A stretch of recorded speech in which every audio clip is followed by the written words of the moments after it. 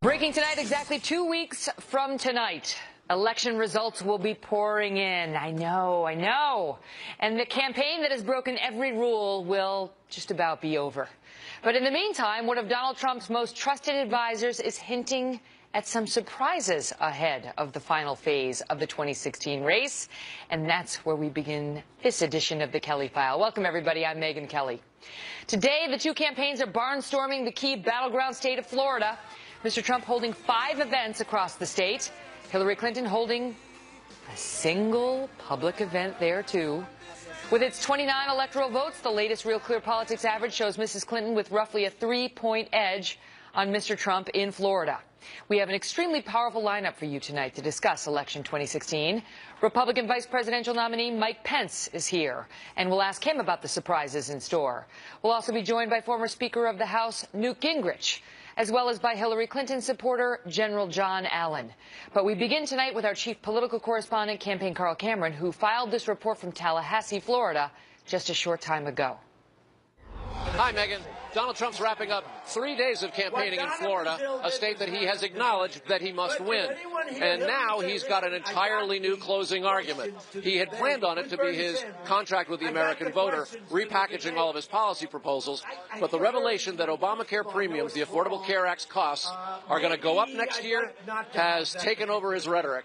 He's using it not just to go after health care and say that he'll repeal and replace Obamacare. He's also trying to wed Hillary Clinton to it, and he hopes to take her down. As you know, it's just been announced that Americans are going to experience another massive double-digit spike in Obamacare premiums, including more than a 100% increase in the great state of Arizona. They're going up over 100%. Think of it. And everybody's going to be going up like that. We're going to repeal it, and we're going to replace it, and we're going to get you great health care at a fraction of the cost. Earlier today in Sanford, Florida, the Secret Service metal detectors counted 15,000 people at his rally. And last night, he had 12,000 in Tampa. Trump's crowds are beginning to grow. That doesn't always mean that the poll numbers are going to shift. Mitt Romney got 60,000 in the last couple of weeks, and he lost to Barack Obama in 2012. But there is no question that Donald Trump sees momentum, he sees a surge in enthusiasm, and now he's got a new attack on health care that he thinks will carry him right to Election Day. Megyn? Carl, thank you. Well, for his part, Vice Presidential candidate Mike Pence is headed to Utah,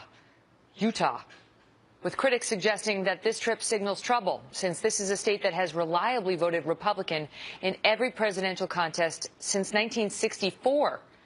Trump advisor Rudy Giuliani, however, says not to worry. Trump still has a few surprises in store for us. Watch.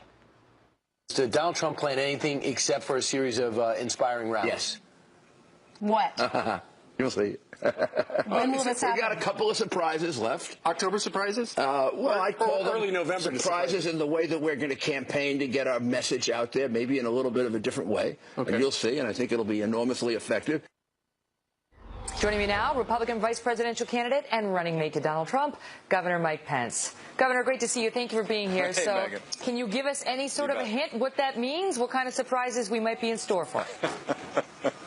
Well, I think for many in the mainstream national media, the big surprise is going to come on November the 8th when Donald Trump is elected the 45th president of the United States. I got to tell you, across Ohio today and North Carolina yesterday, we're seeing incredible crowds coming out for Donald Trump. The enthusiasm that we see across this state, and frankly across the country, is like nothing I've ever seen in my lifetime. So we're going to continue to carry that message forward about making America great again, rebuilding our military, reviving our economy, having a Supreme Court that upholds our Constitution, and I like our chances come Election Day. But you know that the crowd sizes don't really mean that much. I mean, Mitt Romney had huge crowd sizes at this point back in 2012, and he lost handily to Barack Obama. In North Carolina, Trump is down 2.1. Mitt Romney won that state by 2.2 points. Trump is down in Arizona, a reliably red state, by 1.3. Mitt Romney won that state by 10 points.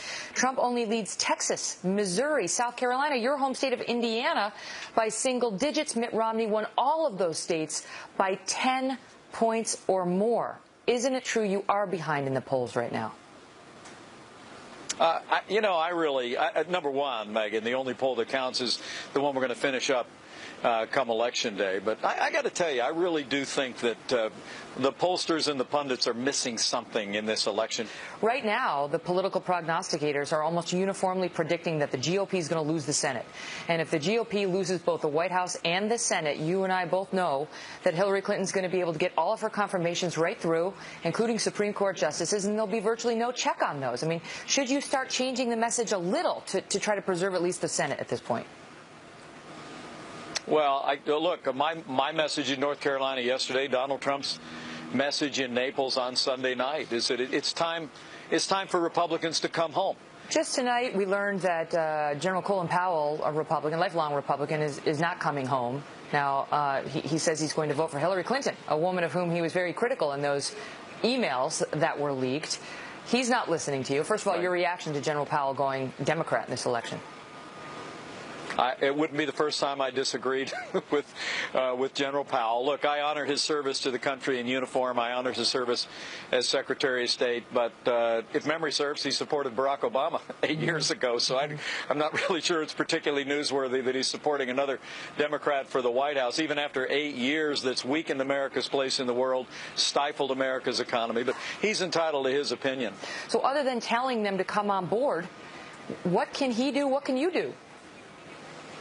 Well, I think we could just talk about the issues. We can just talk about the platform. Look, there's no question that Republicans went through this. I mean, how many candidates were there in our primary? 100, 150 of them? That's how it felt. It was a rough and tumble primary, and so there's some of that left over. But look, the unifier in this election is that Republicans, many independents, and frankly many Democrats, know that 7.5 years of Barack Obama and Hillary Clinton style leadership has weakened America's place in the world, resulted in cutbacks in our military, stifled our economy. Obamacare is literally disintegrating before our eyes. You even have Bill Clinton calling it the craziest thing in the world. Yep. But Hillary Clinton says today that Donald Trump's going to rip up Obamacare, and she's absolutely right. We're going to repeal Obamacare, lock, stock, and barrel. Why is Trump out there blaming a rigged media? And you've pointed to media bias, and it exists. There's no question it exists. The media doesn't want Trump Pence to be elected. That's very clear. But they didn't want George W. Bush to be elected, and they certainly didn't want him to be reelected, and he was. So what? I mean, why not take some responsibility? Why doesn't Trump look at himself and say, you know what, I was consolidating my base, but now it's down at 80, and Mitt Romney had 50% of independents, and I only have 43. Why, you know, as Brit Hume likes to say, winners take responsibility, losers blame others. To try to blame these numbers entirely on the media being rigged is not real, is it? Well, I think, you know, I hear that riff a little bit, that pointing out the overwhelming bias in the national media is somehow, making an excuse. I think he's just making an observation. I mean, Media Research Center just came out with a study of media coverage. It showed that since the conventions, I think the number was that Donald Trump had gotten significantly more coverage, and more than 90% of it had been negative. I mean, well, that's I think people out there know that came out media, showing him saying he wants to grab women by the you-know-what. I mean, well, you know as well as I do he does very controversial long things. Before that. But he does controversial things from the beginning, and in part there's been speculation about whether it's for attention, whether some of the things he says and does are to generate media attention, which you know as well as I do he loves. Megyn, I got to tell you, most of the people I'm out campaigning with know that it's been 2-on-1 from almost the beginning of this campaign, with the media doing half of Hillary Clinton's work for her. But the amazing thing is that we continue to see this movement growing, because the American people are talking to each other about the real issues in this campaign, not what the media is chasing after any given day of the week. He's this talking campaign. about it. And we're going to fight all the way to the finish. Governor Pence, respectfully, and then I'll give you the floor. But Donald Trump went to Gettysburg this weekend to lay out this new agenda, you know, this contract with America, and he started it by saying he's going to sue all of the women who are accusing him. And you know as well as I do that those lawsuits will go nowhere. And you're telling me if he's the sitting president of the United States, he's going to start suing individual female citizens who have made these accusations? Well, Megyn, look, everyone in this country is entitled to defend their own reputation and their own integrity, and that includes people that are running for president of the United States. It's great to see you, Governor Pence. Thanks for being here. Thank you, Megyn. All the best to you. Well, with some forecasters now suggesting that the Democrats may take control of the Senate on November 8th, we break down the numbers with the man who helped launch a Republican resurgence. Newt Gingrich joins us next. Plus, could one of the biggest names in sports be now considering a career in politics? Tim Tebow is live on the Kelly File tonight. I think everything happens for a reason, and so I wouldn't change a thing, because I think I've just learned too much from the highs and the lows. As we edge closer to Election Day, attention has increasingly turned to the down-ballot races. The big story now, can Republicans maintain control of the House and, in particular, the Senate? Today, the nonpartisan Cook Political Report released its new rankings, with Cook predicting Democrats will pick up 5 to 7 seats and will likely gain control of the chamber. In moments, we'll talk about it with former Speaker of the House, Newt Gingrich, but we begin tonight with Trace Gallagher reporting from our West Coast newsroom. Trace? And Megyn, just like the old E.F. Hutton commercials, when Charlie Cook and his political report talk, people listen. And the reason Cook now says Democrats will pick up 5 to 7 seats in the Senate and regain control is that Republican senators in toss-up states can no longer run their own races because Donald Trump is drowning them out. The report says the slow leak in the GOP Senate balloon came the day the Access Hollywood tape went public. And trying to turn the tide with only 2 weeks left could prove difficult at best for 2 reasons. One, the Clinton campaign feels emboldened and is now pumping millions of dollars into the races of down-ballot candidates. And 2, early voting is underway in more than 30 states. And traditionally, Democrats perform better than Republicans in early voting. Experts say the GOP's best hope is to convince casual Republicans to go to the polls so Hillary Clinton doesn't walk into the White House with a blank check. In fact, voter turnout will likely be the difference in the battle for Harry Reid's Senate seat in Nevada, where former Nevada Attorney General and Democrat Catherine Cortez Masto is deadlocked with Nevada Republican Congressman Joe Heck. The fear for Republicans is that Hillary Clinton dominates the race along the eastern seaboard before the polls even close in the West, and some Republican voters in Nevada might then decide to opt out of voting. We should note that Republican incumbent Senators Kelly Ayotte in New Hampshire and Marco Rubio in Florida are also locked in do-or-die races, but both of them are still holding small leads. As for the House, Democrats would need to pick up 30 seats to regain control, but for now, even the most optimistic polls give them a net gain of just 10 to 18 seats. So it looks like the GOP holds the House. Megyn. Trace, thank you. Joining us now with more, Newt Gingrich. He served as Speaker of the House. He's a Trump supporter and author of the book Treason. Great to see you, Mr. Speaker. Thanks for being here. So it's good to be back. I mean, with Cook and many other nonpartisan independent pollsters now saying that the Senate is likely lost to the Republicans, what does that say? I mean, if Donald Trump loses this White House race and the Republicans lose the Senate, does that suggest that the Republicans nominated the wrong candidate at the top of their ticket? The next 2 weeks are a contest of 2 parallel universes.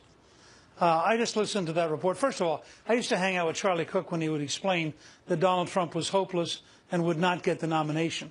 I like Charlie. That doesn't mean he's infallible. But let's take the report we just got. Republicans are actually outvoting Democrats in Florida. They're outvoting Democrats in Pennsylvania. That's unprecedented. They've cut the Democratic lead. You predict a win in Pennsylvania? I think they might. Really? You think Trump's going to win Pennsylvania?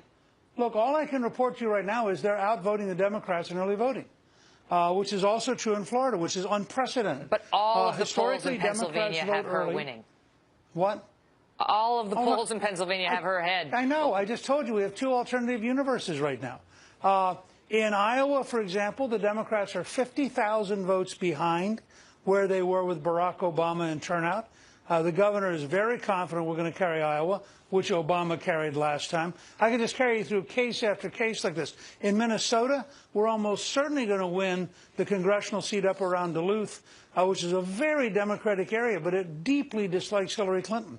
and represent. Now, but let me just ask you. Let me just ask you, because you say it's two alternate universes. I mean, these are sort of small examples of how he might be heading early voting and so on. But I'm telling you that the Fox News decision desk just moved Iowa, that you just mentioned, Indiana, 2nd Congressional District in Maine. All of them moved left, moved more likely to vote for Hillary Clinton. And in fact, all of the moves that have been on this map over the past 3 weeks by Larry Sabato, by Cook, by the Fox News decision desks, these are nonpartisan outlets that are just trying to call the electoral scoreboard. Not nonpartisan outlets. Every outlet you described is part of the establishment. Fox News, really? Are we? I don't think so. And they've every state they've moved it to the left, towards Hillary. And you tell me whether that's all made up. No, I think they're two alternative universes. You have a poll which suggests that she's going to get a Barack Obama turnout among African Americans. I don't think that's going to happen. You have a Washington Post ABC News poll where they took out 8% of the vote because they didn't like the way it voted. Look, I've been around long enough. I remember when the Detroit Liberal newspaper on the Sunday before the election said John Engler would lose by 14 points. He won the governorship that year. I don't take polls as seriously as people who've never run for office. But your candidate, I can tell you. Your candidate loves them and has touted them from the beginning. And he's been behind in virtually every one out of the last 40 polls that we've seen over the past month. That's the reality. Look, if you want to assume the election's over, skip the next 2 weeks and we can talk about the future. I'm not assuming anything. I'm asking you whether you believe your candidate's behind based on these numbers and what it says about the down-ballot races. I believe the odds are at least 1 in 3 and maybe better than that the difference in intensity and the difference in determination and the degree to which Hillary Clinton is clearly the most corrupt, dishonest person ever nominated by a party all mean that the odds are pretty good she's not going to win. Now, I actually believe that. This is not just because I'm for Donald Trump. I actually believe the American people let me ask you about that. By this. So let's assume she is corrupt, right? She was just as corrupt 3 weeks ago and 3 months ago. And she would have been corrupt and collapsing physically on September 11th of this year. And her poll numbers tanked. But then you know what happened. He had a rough first debate. He took the bait on Alicia Machado. He stayed in that trap for a week. The Access Hollywood tape came out, which was not produced by Hillary Clinton. That was Trump on camera talking about grabbing women. Look, I just heard you go through this with Governor Pence. I get it. I know where you're coming from. But let me point out something to you. Sure. The 3 major networks spent 23 minutes attacking Donald Trump that night and 57 seconds on Hillary Clinton's secret speeches. You don't think this is a scale of bias worthy of Pravda and Izvestia? I mean, you want to know why Donald Trump's had a rough time? If Trump is a sexual predator, that is... He's not a sexual predator. Okay, that's your opinion. I'm not taking a position on it. You could not defend that statement. I'm sick and tired of people like you using language that's inflammatory that's not true. Excuse me, Mr. Speaker. Donald you have Trump no idea whether it's true or not. What we know is that there are at least... Neither do you. That's right, and I'm not taking a position on it, unlike yes, you are. When you use the words, you took a position. So what I think it's very unfair of you to do that, Megyn. Incorrect. I think that is exactly the bias people are upset by. I think that your defensiveness on this may speak volumes, sir. No, what I said let me just is... suggest to you. No. Let me make my point, and then I'll give you the floor. What I said is, if Trump is a sexual predator, then it's a big story. And what we saw on that tape was Trump himself saying that he likes to grab women by the genitals and kiss them against their will. That's what we saw. Then we saw 10 women come forward after he denied actually doing it at a debate to say that was untrue. He did it to me. He did it to me. We saw reporters. We saw people who had worked with him, people from Apprentice, and so on and so forth. He denies it all, which is his right. We don't know what the truth is.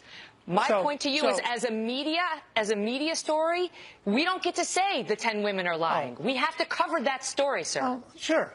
Okay, so it's worth 23 minutes of the 3 networks to cover that story. And Hillary Clinton, in a secret speech in Brazil to a bank that pays her $225,000, saying her dream is an open border where 600 million people could come to America. That's not worth covering. That is worth covering. You want to go back through the tapes of your show recently? You are fascinated with sex, and you don't care about public policy. Me? That's really? what I get out of watching you tonight.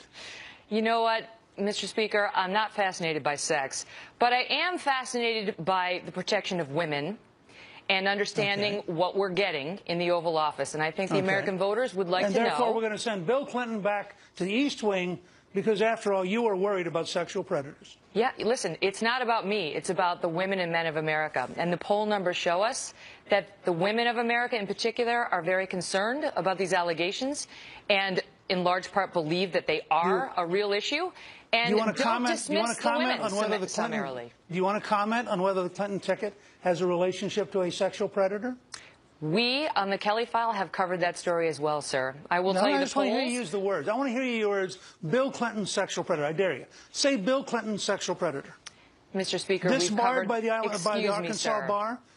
Disbarred by the Arkansas bar. $850,000 penalty. Excuse me, sir. We on the Kelly File have covered the Clinton matter as well. We've hosted Kathleen Willey. We've covered the examples of him being accused as well, but he's not on the ticket. And the polls also show that the American public is less interested in the deeds of Hillary Clinton's husband than they are in the deeds of the man who asks us to make him president, Donald Trump. We're going to have to leave it at that, and you can take your anger issues and spend some time working on them, Mr. Speaker. Thanks for being here. And you too. You too. So we're taking your thoughts on that. Facebook.com/The Kelly File. As we get into the home stretch, a high-ranking retired commander is taking part in a brand new ad for Hillary Clinton. Four-star General John Allen is here next to explain why he made the decision he did. Plus, a new WikiLeaks dump of Clinton emails is creating serious new questions about whether President Obama lied to the American people about what he knew and when. Mr. President, when did you first learn that Hillary Clinton used an email system outside the U.S. government for official business while she was Secretary of State?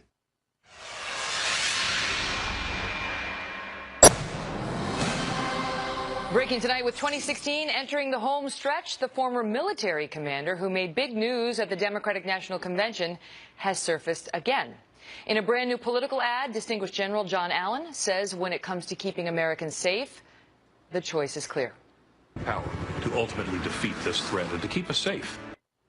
Joining me now in a Kelly File exclusive, retired four-star Marine General John Allen. General, great to see you. Thank you very much for being here. And good evening, Megyn. So this is a man who used to head CENTCOM, so our viewers know. He used to run the war in Afghanistan and the fight against ISIS for a time. So you've had some experience fighting the enemy. And I want to ask you, because it is extraordinary to see a general like you come out and get political. What made you do it? Well, Megyn, I spent a lot of time thinking about it. It wasn't an easy decision.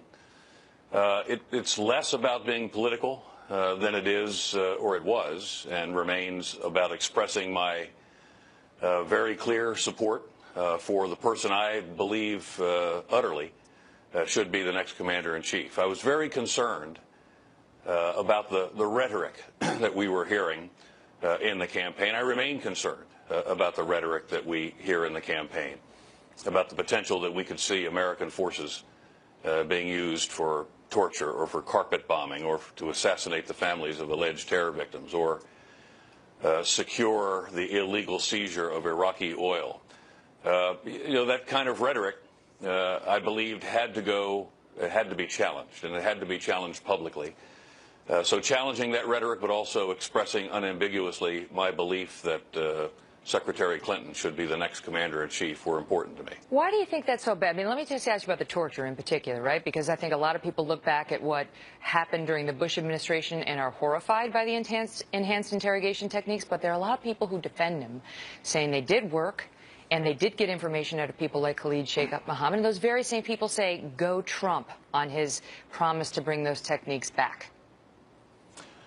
Well, a couple of things. First of all, we don't know how well torture works. I think what we do know is that people will say anything to stop the pain, and we know that very well. We know that clearly. We know that from experience.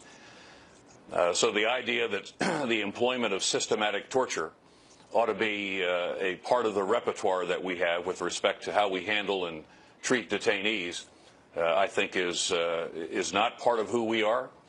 It hasn't proven itself to be that valuable as a technique that we should even consider compromising our values or our standards to do it. But also, let me make something really very clear. If it were ever to be believed that we systematically tortured those that we detained we have no reason, we would have no reason to believe that our troops, if ever taken prisoner, would be treated in any other way than that they would be horribly tortured themselves. What about... So we need to be thinking about this in a very clear-eyed way. Let's talk about Hillary Clinton as a potential commander-in-chief. She does have a foreign policy record, unlike Trump, who's never held public office before. And it's far from perfect. Let's put it that way. She supported, what we did in Libya, which has led to disastrous results by pretty much any measure. She was behind the Iran deal, which has been very controversial.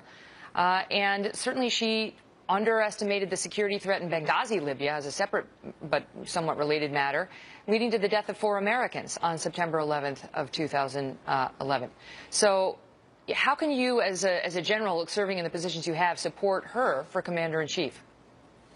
Well, I think she's responded to many of those concerns, particularly Benghazi. I saw her in action when I was the commander in Afghanistan. She was the Secretary of State. We worked closely on a number of issues. I saw her in action in the sit room. I saw her in action in Kabul when she would visit our ambassador and would spend time with me. I spent time with her individually as the commander. She's calm. She understands international relations. She understands that the influence of America is best exerted through our relationships overseas and through our alliances and our partnerships. Well, what about Trump and Putin? He says he understands that too. And, we've seen Putin, I don't know if he likes Trump. He's complimented him. And you tell me why Putin is doing that. I don't know that Putin has complimented him. In fact, I believe that Putin has said that he hadn't complimented him. So I'm not clear necessarily on your question, but I don't see that there is a value in the nature of the relationship that I have seen be described between Mr. Trump and Putin. How closely do you think the Russians, and Putin in particular, are watching our election? Very, very closely, Megyn. Look, there are great forces at work here. One of the great threats, I think, to Russia is the solidarity of the European Union. They're deeply concerned about the capacity of the North Atlantic Treaty Organization, which has been the stalwart alliance on which so much of the transatlantic alliance, so much of the security of Western Europe, Southern Europe, has rested for so many years. And the solidity, or the solidarity of those organizations are of great interest to him. And when one of the 2 principal candidates for the President of the United States in fact cheerleads the dissolution of the EU or would talk about not being willing to honor Article 5 of the NATO Charter, we've got some real reason for Putin to want to see a particular individual in the Oval Office. Last question, because I got to go. But do they study? He's a former KGB guy, Putin. Do they study? Do you think he's studying Trump and studying Hillary Clinton? Yeah, there's no question about that. They've got the voice prints. They can tell when someone is agitated. They can tell when someone is angry. They can tell when someone is telling the truth or not telling the truth. And all of this is to ensure that in a crisis, they can push the buttons that they think they need to in order for that crisis to go their way. Michael Morell, the former deputy director of the CIA, wrote an excellent piece on this. And I think that it's worth our always being conscious that the Russians are going to watch every aspect of this. They're quite good at it. They're quite expert at this, at understanding people's personalities, and I think that that's something we should take into account. Fascinating. General Allen, thanks for being here, and thanks for your service. Thank you, Megyn. God bless. Not here. New controversy bubbling up for Hillary Clinton and the White House today, as the latest WikiLeaks dump suggests President Obama may have lied in his initial comments about Hillary Clinton's private email server and private email. Former President Bush speechwriter Mark Thiessen and Matt Bennett, a former aide to President Clinton, are next on that. Plus, could one of the biggest names in sports be now considering a career in politics? Tim Tebow is live on the Kelly File in moments. With Nexium 24-hour. Developing tonight, the White House is now dealing with some awkward new questions about Hillary Clinton's email scandal and whether President Obama lied to the American people about what he knew. Remember, it was back in 2015, not long after the story broke, when CBS News had a chance to press the White House about the Clinton controversy. Mr. President, when did you first learn that Hillary Clinton used an email system outside the U.S. government for official business while she was Secretary of State. At the same time, everybody else learned it through news reports. But now we're seeing hacked emails from WikiLeaks that show Team Clinton was stunned by that response, exchanging emails suggesting President Obama was not being truthful and about how this needed, quote, cleaning up. Ed Henry is our chief national correspondent. Ed? Good evening, Megyn. Tonight, White House spokesman Josh Earnest is stressing the president never said he did not trade emails with Hillary Clinton. He just did not know the details about her server. But that is not how top Clinton advisor Cheryl Mills read the president's interview with CBS. She appeared to freak out in real time, firing off an email declaring, quote, we need to clean this up. He has emails from her. They do not say state.gov. Meaning Mills, who was chief of staff of the State Department, knew Clinton and the president had exchanged work emails on her personal email address. So his answer set off alarm bells. Mills read it to mean he had not told the whole truth and gasoline could be poured on the Clinton email fire. Other new emails also show infighting among Clinton advisors after the New York Times revealed the existence of the server in 2015, with liberal activist Neera Tanden writing to John Podesta and teeing off on Mills by saying, quote, this is a Cheryl special. Why didn't they get this stuff out like 18 months ago? So crazy. Podesta agreed, replying, unbelievable. I guess I know the answer, concluded Tanden. They wanted to get away with it. Yet another batch of notes show a Clinton advisor revealed that the candidate had trust issues with her own staff because of leaks about the email scandal. Podesta may have summed all of this up by calling the controversy a hot mess. Megyn. Ed Henry, thank you.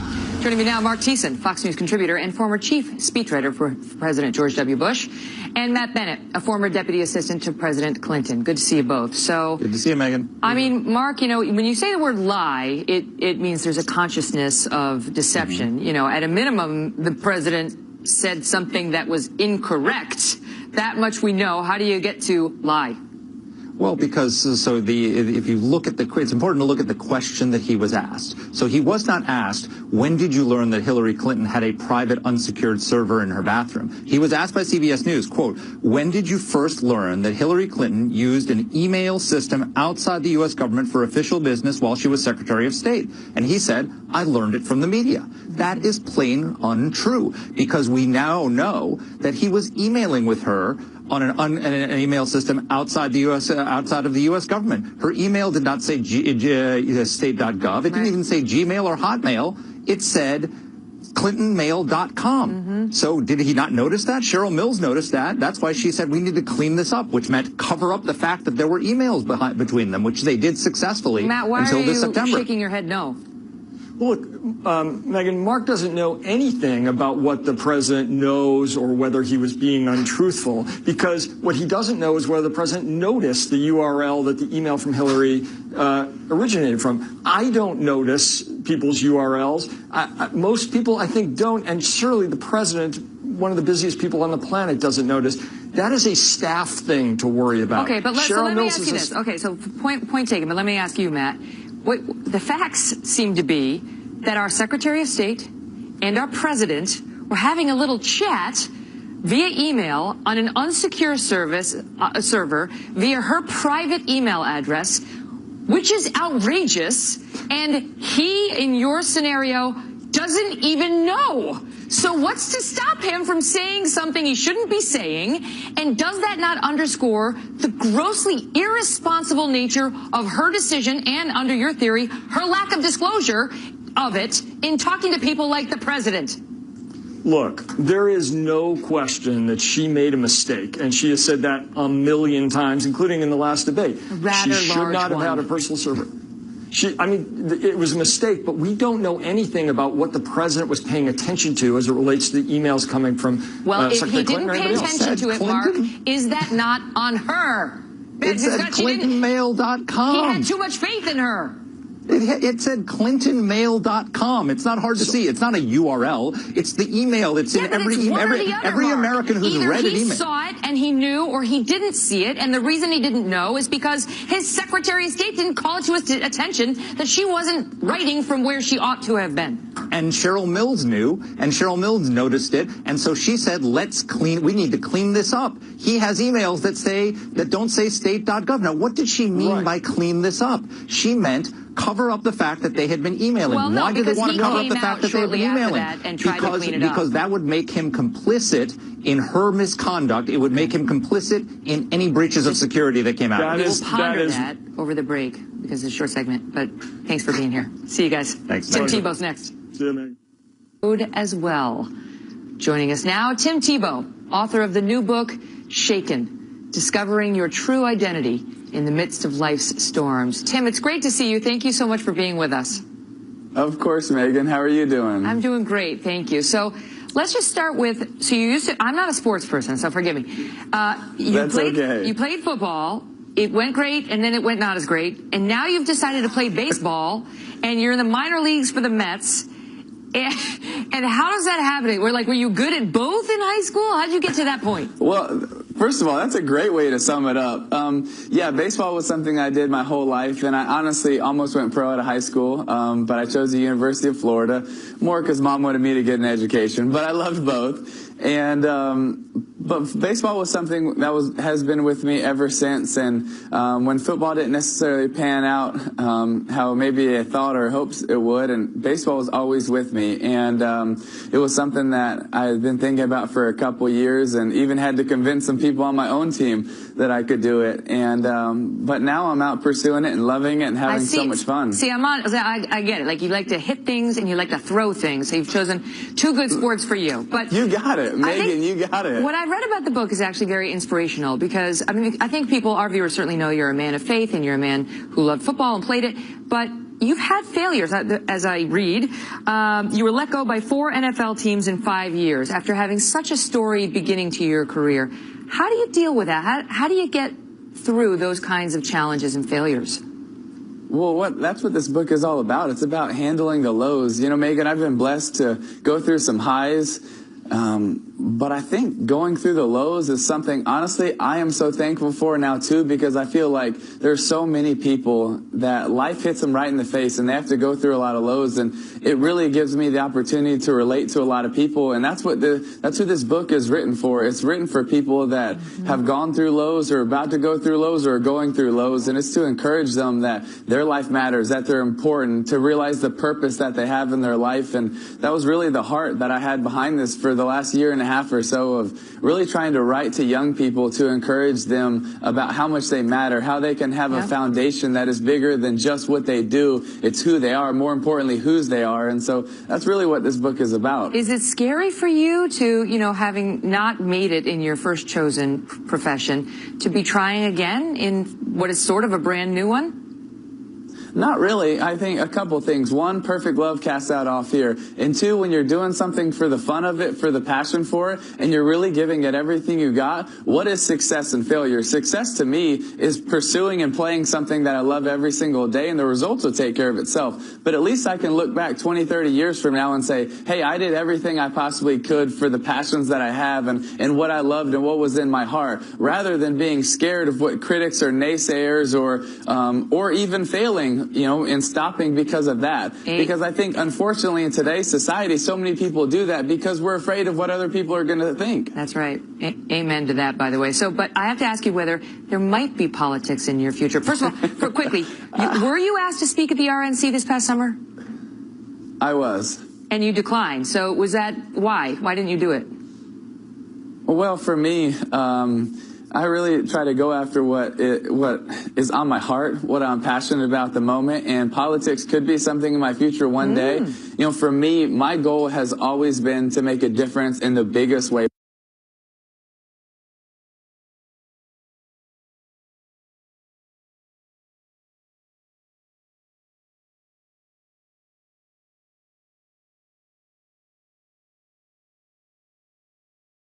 possible, to be able to change as many lives as possible, to be able to encourage as many lives as possible.